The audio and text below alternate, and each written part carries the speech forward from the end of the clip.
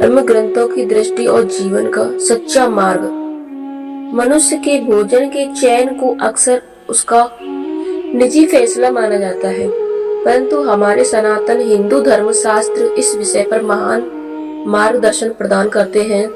एक ओर जहां मांसाहारी भोजन करने वाले लोग शाकाहारी को घास फूस खाने वाले कहते हैं, वही शाकाहारी मांसाहारियों को निर्दयी जीव हत्या मारते हैं। आइए जानते हैं कि गरुड़ पुराण, स्कंद पुराण और भगवत गीता जैसे पवित्र ग्रंथ इस बारे में क्या कहते हैं। कौन सा भोजन उत्तम, आयुवर्धक और आत्मिक शांति प्रदान करने वाला है। धर्म ग्रंथों की श्री गरुड़ पुराण स्पष्ट रूप से कहता है कि मांसाहार करना सबसे बड़ा पाप है। जो मनुष्य मांसाहार करता है उसका अगला जन्म बहुत ही कष्टदायक होता है। मृत्यु के बाद उसे नरक की भयंकर यातनाएं भोगनी पड़ती हैं और उसका अगला जन्म उसी योनि में होता है जिसे उसने इस जन्म में खाने के लिए कष्ट दिया था। माँ शब्द का अर्थ ही है, माँ का अर्थ है मैं, सा का अर्थ है तुम्हें, मैं तुम्हें खाता हूँ। यह एक अदृश्य चक है जो कर्म के सिद्धांत के अनुसार व्यक्ति को उसके किए गए का विपरीत फल भोगने के लिए बाध्य करता है।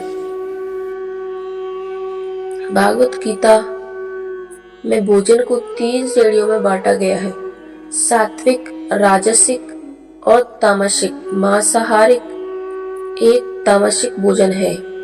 सात्विक भोजन को भोजन प्राकृतिक, ताजा और सरल होता है, वह सात्विक होता है। ऐसा भोजन खाने से मन शुद्ध, बुद्धि तीक्ष्ण और विवेक जागृत होता है। इससे आयु लंबी होती है, स्वस्थ उत्तम रहता है और आत्मा को तृप्ति मिलती है। तामसिक भोजन बासी, दुर्गंध युक्त और हिंसा से प्राप्त भोजन तामसिक माना जाता है। इससे मनुष्य आलसी, रोगी, क्रोधी और दुखी रहता है। इसके सेवन से बुद्धि विवेक नष्ट होने लगता है, मन से दया खत्म हो जाती है और आत्मा अशुद्ध रहती है। एक बार भगवान श्री कृष्ण और उसके मित्र जंगल में थे, तभी उन्होंने एक शिकारी को एक हिरण का पीछा करते देखा। हिरण श्री कृष्ण के पास आकर छिप गया। जब शिकारी ने हिरण को मांगा तो श्री कृष्ण ने उसे समझाना शुरू किया। शिकारी ने तर्क दिया, शिकार करना तो प्रकृति का नियम है, बड़े जीव छोटे जीवों को खाते हैं, इसमें पाप क्या है। तब श्री कृष्ण ने उसे 2 राजाओं की कहानियां सुनाई। राजा अक्षय नंद की कथा। राजा ने अपनी प्रजा को समझाया कि किसी निर्दोष जीव की हत्या करना और उसके परिवार को दुखी करना महापाप है। जिस प्रकार का कर्म हम करते हैं उसका फल हमें अगले जन्म में भुगतना पड़ता है। राजा सरस सेन की कथा। एक अकाल के दौरान लोग शिकार करने लगे। जब सभी जीव खत्म हो गए तो राजा ने समस्या का हल निकाला। उसने लोगों को खेती करना सिखाया और पड़ोसी राज्य से अन्य फल, मांस, मंगलवार लोगों का पेट भरा। इससे राज्य हिंसा मुक्त हुआ और खुशहाल बन गया। श्री कृष्ण ने शिकारी से कहा, हे शिकारी, मनुष्य को ईश्वर ने बुद्धि दी है, इसलिए वह अज्ञानी पशुओं जैसा व्यवहार ना करे। बुद्धि मिटाने के लिए प्रकृति ने पर्याप्त अन्न, फल और सब्जियां दी है।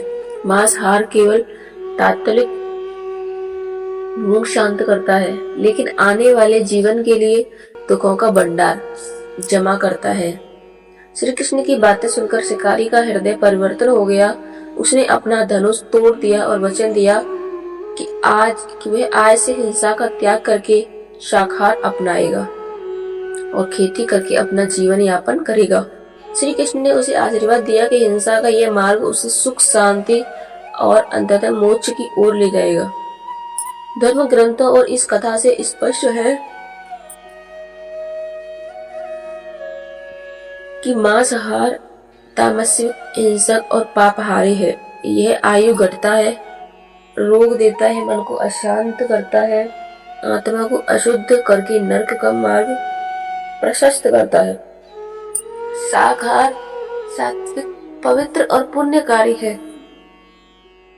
यह आयु बढ़ता है, स्वास्थ्य देता है, मन को शांत करता है और आध्यात्मिक उन्नति का मार्ग खोलता है। अपने इस दुर्लभ मानव जीवन को सार्थक बनाने के लिए हिंसा, तामसिकता का त्याग करें, सात्विक शाकाहारी भोजन अपनाएं जो आपके शरीर, मन और आत्मा तीनों के लिए कल्याणकारी है। सत्य और धर्म के मार्ग पर चलें, यही जीवन का सर्वोत्तम उद्देश्य है। जय श्री कृष्ण। हर हर महादेव। ओम नमः शिवाय। राधे राधे।